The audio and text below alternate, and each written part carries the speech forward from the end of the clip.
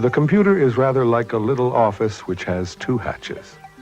You feed information and instructions into the office through the input hatch, and the results of your instructions are dished out to you at the output hatch.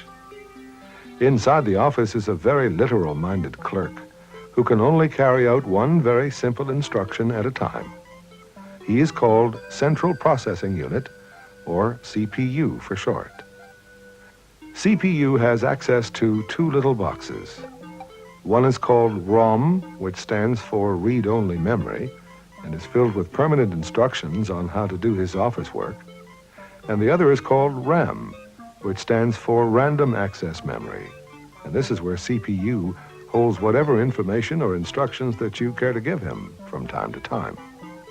For example, some instructions like this, CPU will put straight into his RAM box and then go away and mark time until you give him the command run.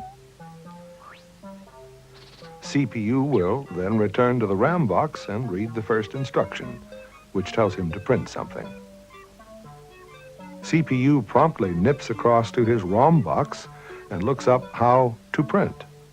Then he prints something and gives it to you at the output hatch. Next, CPU trots over to his RAM box again and reads the next instruction, which contains the command go to. Back to the ROM box to find out how to go to, then go to instruction number 1 in the RAM box, which tells CPU to print something. Then it's over to the ROM box to find out how to print, because CPU has forgotten already. Then he prints something and gives it to you at the output hatch. Then back to the RAM box to read the next instruction, which contains the order go to. Of course, he's forgotten that, so over to the ROM box to find out how to go to. Then go to instruction number 1 in the RAM box, which tells CPU to print something. Then back again to the ROM box to find out how to print, and so on and so on and so on. The only thing that keeps this dim-witted little bureaucracy in business is that CPU moves with lightning speed.